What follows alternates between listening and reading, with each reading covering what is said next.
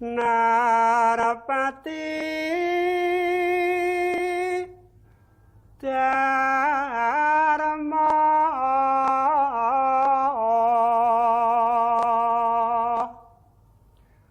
Putra Myang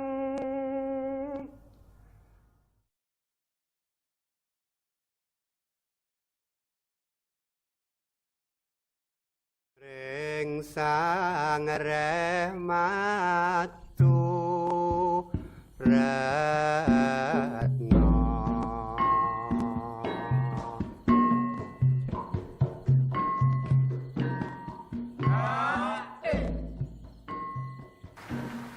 Pesanggrahan Dalem Langenharjo ini adalah pesanggrahan Keraton Surakarta Hadiningrat, di mana dulu pernah ditinggali oleh Pakubuwono ke-9 sebelum beliau jadi raja.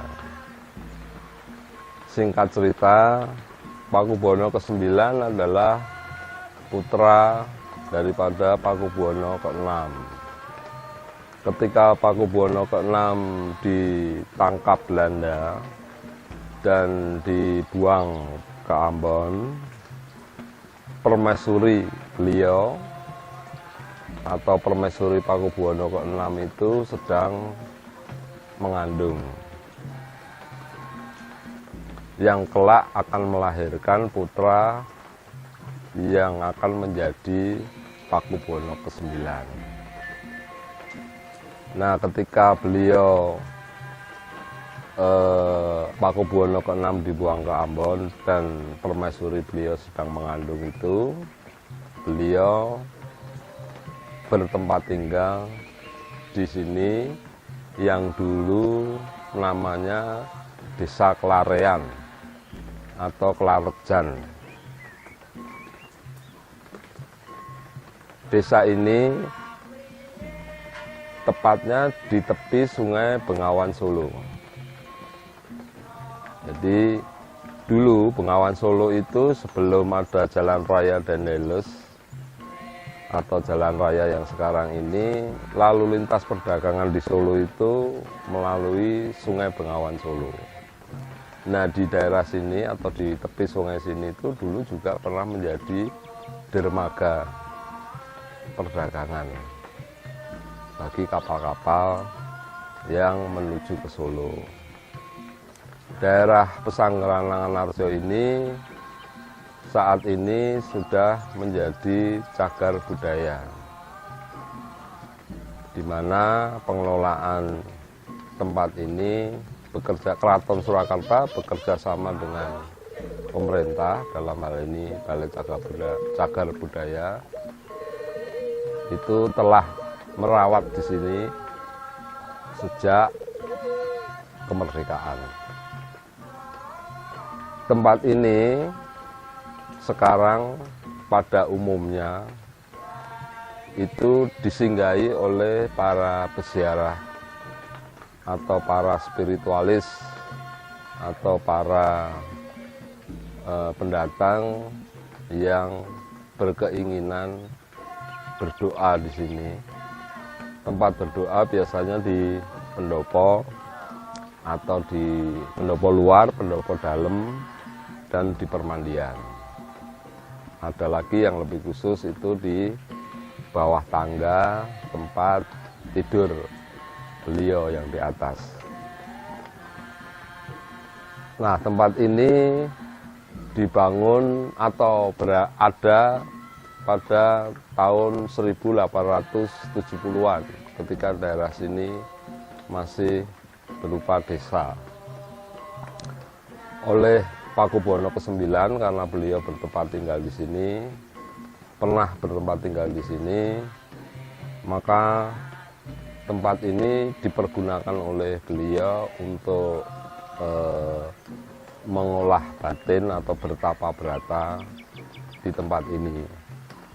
Salah satu spesifik tempat ini di mana tempat beliau bertapa brata itu nanti di dalam ada sumur Bandung, di mana beliau kalau melakukan tirakat itu tidur di tepian sumur Bandung itu dengan papan kayu. Nah itu bagi yang mengerti, air sumur tersebut juga banyak dijadikan sarana untuk terkabulnya sebuah doa. Juga untuk temanten biasanya mengambil salah satu sumur di sini untuk kelengkapan persyaratan mandi manten. Soal Pesanggerahan Langenarjo ini, ikon daripada tempat ini selain tempat tirakat tadi, pendopo luar dan pendopo dalam, yang khusus, yang istimewa adalah permandian air hangat dan belerang. Tepatnya di belakang pendopo ini. Di sana sudah sejak lama ada umbul atau air yang keluar dari tanah berupa air hangat dan belerang, sudah terkenal sejak dulu kala. Namun memang sejak tahun 71 itu umbul tersebut mampat atau tidak keluar dikarenakan selumbung daripada umbul tersebut telah berkarat dan runtuh, sehingga sejak tahun 71 otomatis tidak berfungsi lagi umbul dan air hangat belerangnya. Lalu kemudian 6 bulan lalu, tepatnya bulan November tahun 2020, saya berhasil lagi mengeluarkan air hangat dan belerangnya, dan sekarang sudah mulai berfungsi, sehingga masih banyak peziarah-peziarah yang datang ke tempat ini untuk mandi air hangat dan belerang. Namun tidak sehangat dulu dan tidak umbul seperti dulu. Jadi air mesti dibor ulang, lalu kemudian keluarlah air belerang dan sedikit hangat seperti yang sekarang berhasil saya lakukan.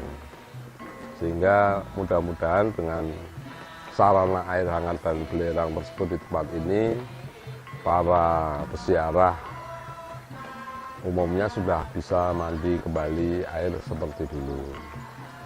Tempat ini selain untuk ziarah dan mandi, juga tempat ini bagi para wisatawan itu dianggap sebagai situs sejarah, di mana Pesanggerahan ini, atau Pesanggerahan itu istilahnya kalau di dalam keraton itu sebagai tempat beristirahat para kerabat raja di tempat ini dulunya. Pendopo sendiri terdiri dari pendopo luar, dalam, dan pendopo belakang, di mana para tirakatawan bisa di pendopo depan atau pendopo dalam, dan juga di bawah tangga yang di atasnya itu ada tempat tidur Pakubuwono ke-9 ketika bertempat tinggal di sini. Kemudian tahun 1930-an tempat ini direnovasi oleh Pakubuwono ke-9. Makanya kalau orang ke sini masuk ada tulisannya PB10. Direnovasi, saya ulang, direnovasi oleh Pakubuwono ke-10. Jadi ada tulisannya PB10, tapi sebenarnya tempat ini adalah tempat tinggal Pakubuwono ke-9, yaitu ayahanda Pakubuwono ke-10. Kira-kira seperti itu. Luas tanah di sini adalah 15.000 meter persegi. Tetapi luasan ini itu berkurang sekitar 4.000 karena ada proyek pelurusan Bengawan Solo, sehingga kita kepotong 4.000-an. Dulu tempat ini disebut orang-orang sini sebagai keraton alit atau keraton kecil. Karena ciri khas tempat ini dulu di depan ini, belakang saya ini ada alun-alun dan beringin 2. Lalu baru kali atau baru sungai Bengawan Solo. Tapi karena ada proyek pelurusan Bengawan Solo, kita terpotong 4.000 meter persegi dan dipagarin seperti yang di belakang itu. Di belakang permandian ada juga pohon istimewa namanya pohon sulastri. Pohon sulastri itu riwayatnya di mana ada abdi dalam keraton ketika sulit mendapatkan jodoh, diperintahkan oleh Pakubuwono ke-9 untuk mencari daun yang telentang, daun jatuh yang telentang, dan daun jatuh yang tengkurap.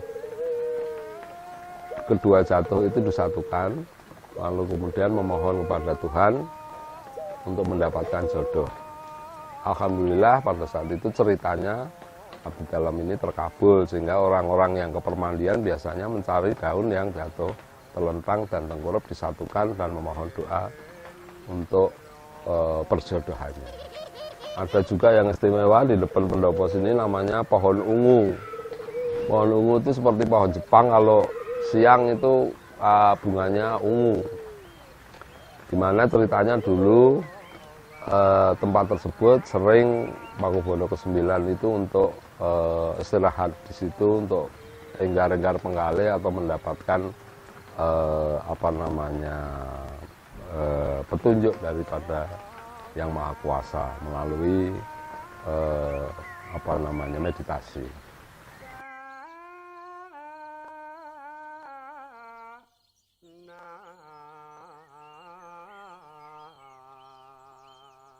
Pesanggerahan Langenarjo itu didirikan pada tanggal 3 September 1876 oleh Sampeyan Dalem ingkang sinuwun Kanjeng Susunan Pakubuwono ke-9.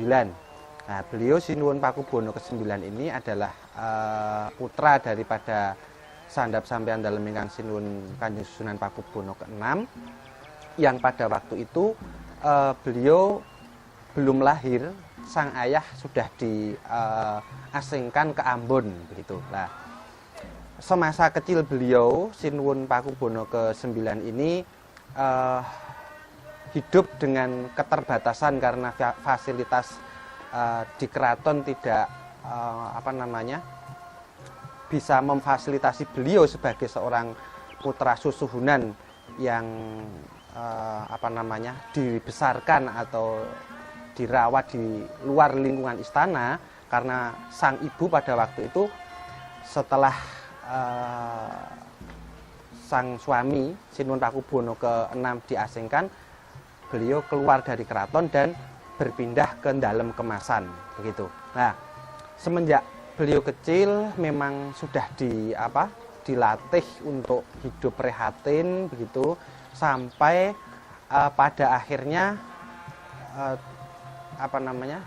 secara adat ya, tahta diwariskan kepada Sri Susuhunan begitu. Nah, di masa-masa pemerintahan ini Sinuwun itu sering mengadakan sebuah pembaharuan di dalam lingkungan keraton.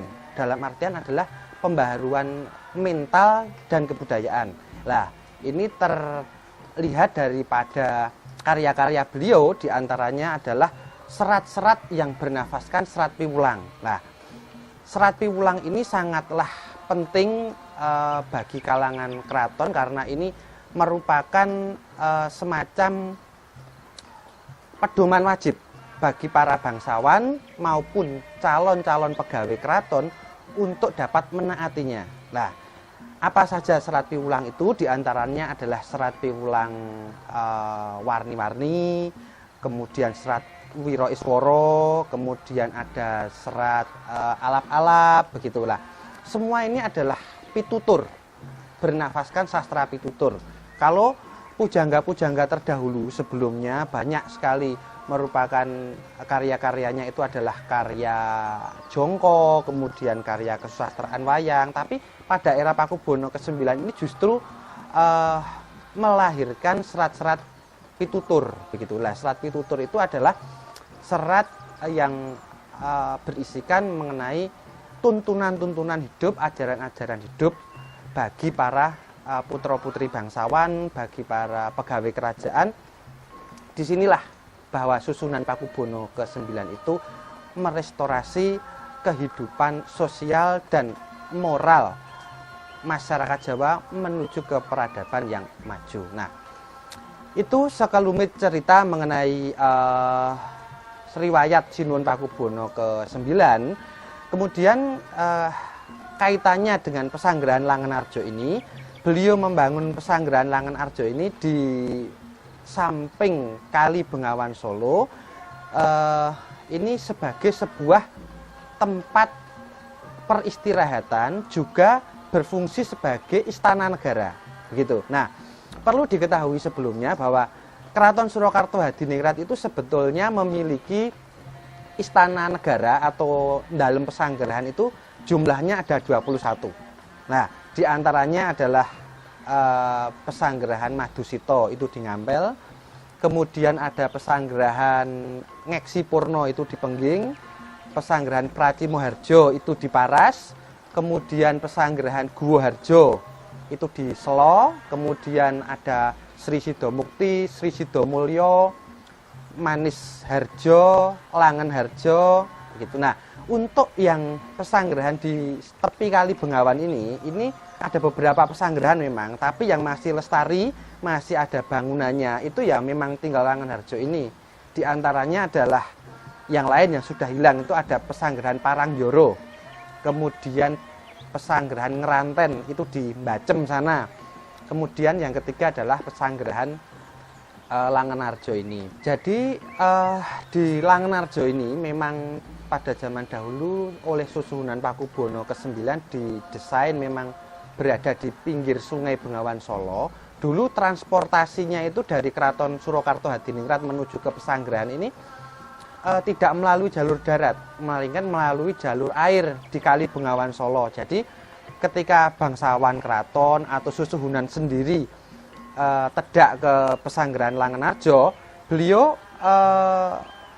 tindak atau tedaknya dari keraton itu memakai kereta sampai di Semanggi.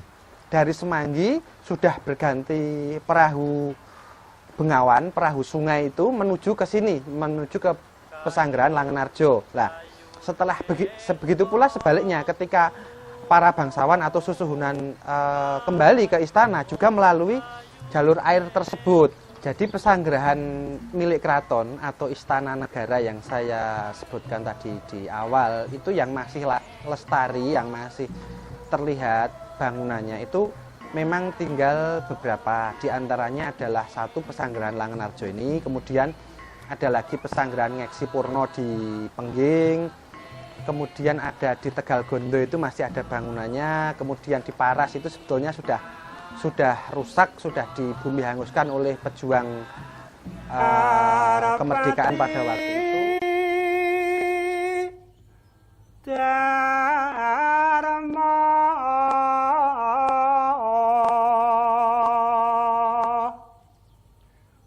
Putra yang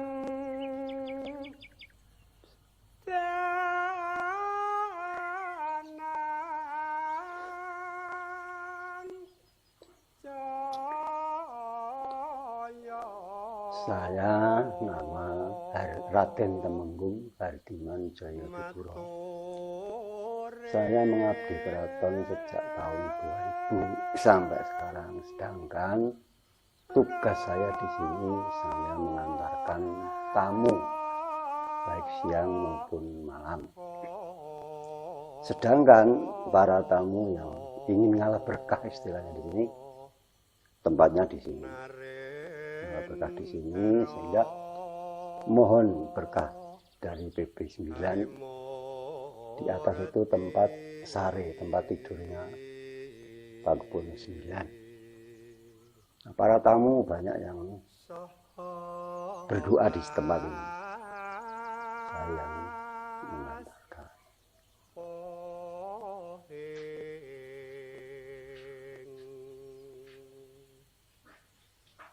Matyo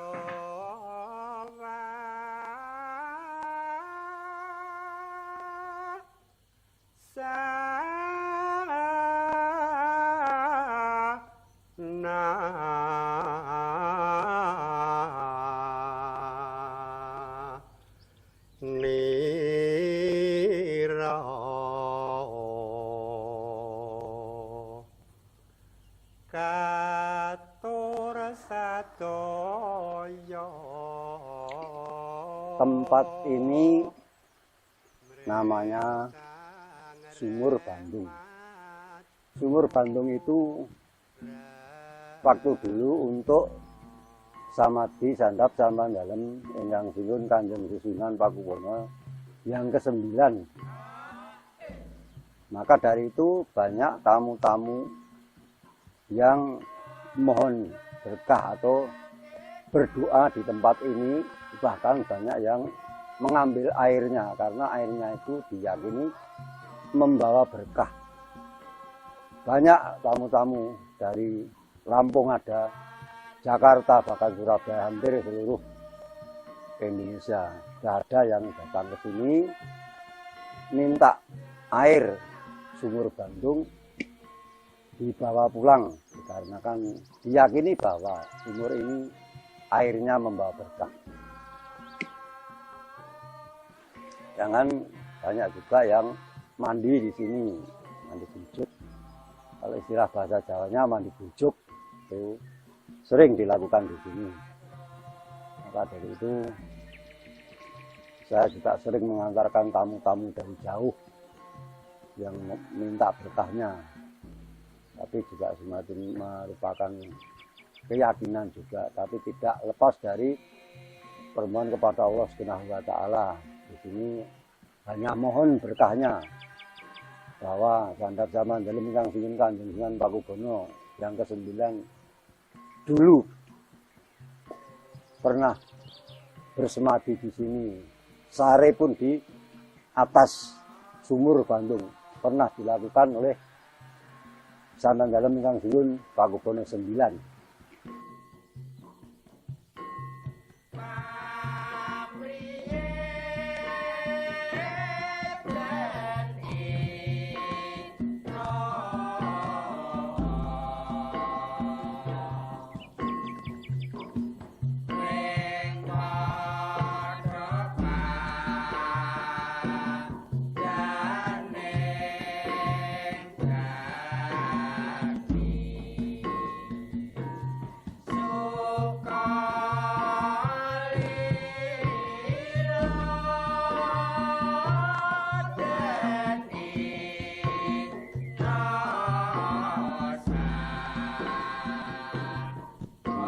Tempat ini tempat untuk orang umum yang berdoa di Jamanan Anak ini, karena diyakini bahwa beliau PP9 sering lengan di atas, maka apa itu namanya orang umum, masyarakat umum dipisahkan untuk khusus di tempat ini, karena yang di sana tadi untuk kerabat keraton.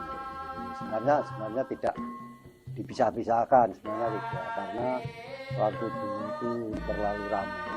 Setiap malam Jumat itu tamu yang datang itu banyak, sehingga apa itu saling menunggu. Makanya terus diputuskan dibuatkan tempat ini untuk bukan memisahkan, untuk tempat umum, karena di sana dulu terlalu ramai.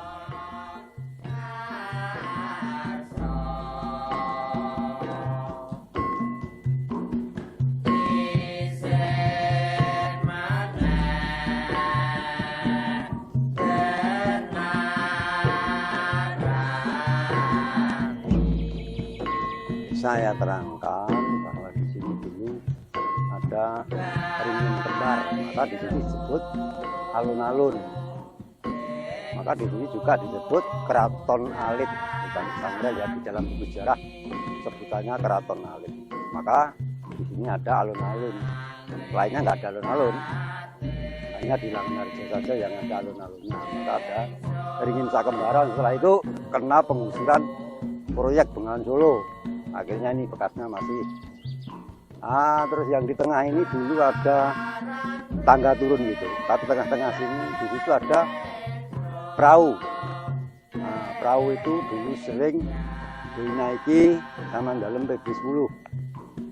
Di dalam sejarah dikatakan tadi untuk menghirup itu mencari ikan dengan putra putrinya sampai di Paranggono. Dan ada lagi yang sebelah sana itu ada namanya Prajuritan. Bangunannya besar, Prajuritan, dan ada beringinnya juga besar. Yaitu tadi setelah kena kelulusan proyek Bengawan Solo, beginilah akhirnya jadi tinggal sisa-sisa.